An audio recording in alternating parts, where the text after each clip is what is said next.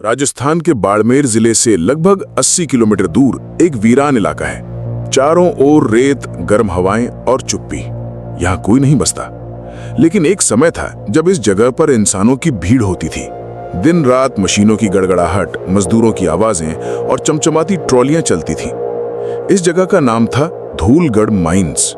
ये एक ऐसी खदान थी जिसने भारत को सोना नहीं बल्कि मौत दी थी। कहते हैं कि साल 1936 में ब्रिटिश हुकूमत ने इस जगह पर एक बड़ी खदान शुरू की। धूल और नमक से भरी एक पहाड़ी को खोदने का काम शुरू हुआ। अफसरों का कहना था कि अंदर बहुमूल्य खनिज है जिसे बाहर लाना भारत के लिए आर्थिक वरदान होगा। मगर इस खदान की खुदाई शुरू होते ही अजीब घटनाएं शुरू हो गईं। पहले दिन ही एक 18 साल का मजदूर करनूलाल खुदाई करते हुए बेहोश हो गया। जब उसे होश आया तो वो पागलों की तरह चिल्लाने लगा, नीचे लोग हैं, वो जिंदा हैं, वो मिट्टी में दबे हुए हैं। सबने सोचा धूल के कारण उसे भ्रम हो गया है। लेकिन रात को वो मजदूर पहाड़ी से कूदकर मर गया। मरने से पहले बस एक बात बोला, वो मुझे बुला रहे थे। कुछ ही हफ्तों में वहां 8 और मजदूरों ने आत्महत्या कर ली। एक ने खुद को आग लगा ली, दूसरे ने खुद की आंखें फोड़ दी। लेकिन कंपनी ने इसे काम का दबाव और गर्मी का असर बताकर नजरअंदाज कर दिया। खुदाई तेज होती रही। खदान के नीचे उतरते ही मजदूरों को अजीब सी सड़ी हुई गंध आती। कुछ ने बताया कि उन्हें नीचे किसी स्त्री के रोने की आवाज आती है, कोई उन्हें नाम लेकर पुकारता है। एक बुजुर्ग मजदूर रामजी भाई, जो वहां 40 साल से काम कर रहे थे, उन्होंने कहा, ये पहाड़ी नहीं, एक कब्र है। किसी ने इसे सील कर दिया था, हम उसे खोल रहे हैं। लेकिन अफसरों ने उनकी बात को मजाक माना और उन्हें काम से हटा दिया। कुछ दिनों बाद रामजी भाई बिना सर के पाए गए। उनकी गर्दन धड़ से 50 मीटर दूर मिली और आंखें पूरी तरह सफेद थीं। इसके बाद काम रोकने की मांग हुई, लेकिन फिर खजाना मिला।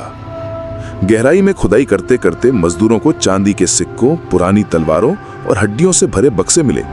अंग्रेज अफसरों को लगा उन्हें इतिहास का खजाना मिल गया है। उन्होंने खुदाई और तेज कर दी, लेकिन इस बार नीचे से कुछ और निकला।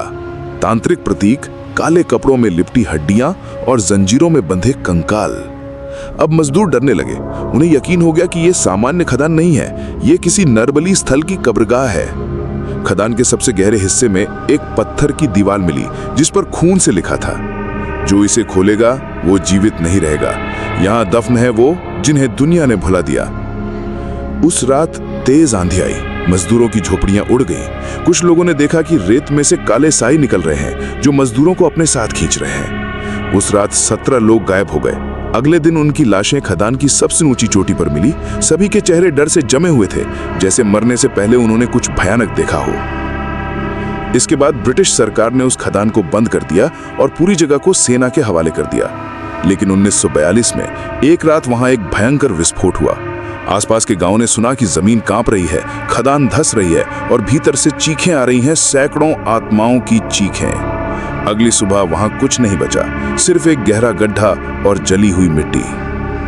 आज भी धूलगढ़ खदान को सरकारी दस्तावेजों में अबैंडन्ड साइट, एक्सप्लोजिव रीजन कहा जाता है। 1965 में एक पुरातत्वविद प्रोफेसर कमलेश नैयर अपनी टीम के साथ वहां रिसर्च करने पहुंचे। उनका मकसद था उस खदान के अंदर छिपे इतिहास को उजागर करना। उन्होंने कैंप लगाया, कैमरे लगाए और खुदाई के पुराने रास्ते को दोबारा खोलने की कोशिश की। पहली रात ही एक रिसर्चर नेहा बत्रा ने नोट किया कि उनका माइक्रोफोन खुद ब खुद ऑन हो जाता था। रिकॉर्डिंग में कुछ सुनाई नहीं देता, सिर्फ सांसों की आवाज और एक औरत की धीमी हंसी। दूसरी रात एक और रिसर्चर अंशुमान लापता हो गया। कैमरा फुटेज में उसे एक शाया के पीछे भागते हुए देखा गया और फिर वो अंधेरे में गायब हो गया। तीसरी रात प्रोफेसर नायर खुद गड्ढे में उतरे। जब वो ऊपर नहीं लौटे तो टीम ने मदद मंगाई, लेकिन जब तक मदद पहुंचती पूरी टीम गायब हो चुकी थी। बस एक टेंट के भीतर एक ऑडियो रिकॉर्डर मिला जिसमें आखिरी शब्द थे, हमने जो खोला है वो अब कभी बंद नहीं होगा। उसके बाद से धूलगढ़ को एक शापित जमीन माना गया। कोई सरकारी रिकॉर्ड नहीं, कोई ऑफिशियल एक्सप्लोरेशन नहीं, मगर स्थानीय लोग आज भी दावा करते हैं कि कुछ दबाया गया है उस जमीन के नीचे। एक तांत्रिक कुल जिसने वहां सैकड़ों साल पहले मानव बलि दी थी और जिसे बाद में गांव वालों ने जिंदा दफना दिया था। एक कथा के अनुसार कालिया तांत्रिक नाम का एक आदमी जो अमरता की साधना कर रहा था, उसने 307 लोगों की बलि दी थी। इनमें बच्चे, स्त्रियां और युवा शामिल थे। उसके तांत्रिक ग्रंथों के अनुसार अगर उसकी साधना अधूरी रह जाए तो वो आत्मा बनकर अमर हो जाएगा, लेकिन भूखा। जब लोगों ने उसकी तांत्रिक गुफा को बंद किया तो उसके शिष्य भी अंदर थे, और तभी से वो आत्माएं भूखी, अधूरी और कटी हुई आत्माएं खदान में भटक रही हैं। कभी कभी वहां से गुजरते ऊंट चालकों को रात को रेत में चलते हुए पैर दिखते हैं, बिना शरीर के। कुछ लोगों ने एक औरत को रोते हुए देखा जो मदद मांगती है, लेकिन जैसे ही पास जाओ गायब हो जाती है। 2019 में एक ट्रैवल ब्लॉगर रवि मोहन ने most haunted places of India series में इस जगह का जिक्र किया। उसने वहां जाकर रात बिताने की कोशिश की। उसकी आखिरी इंस्टाग्राम स्टोरी थी, I hear whispers from below like someone wants me to join them. वो दोबारा कभी नहीं दिखा।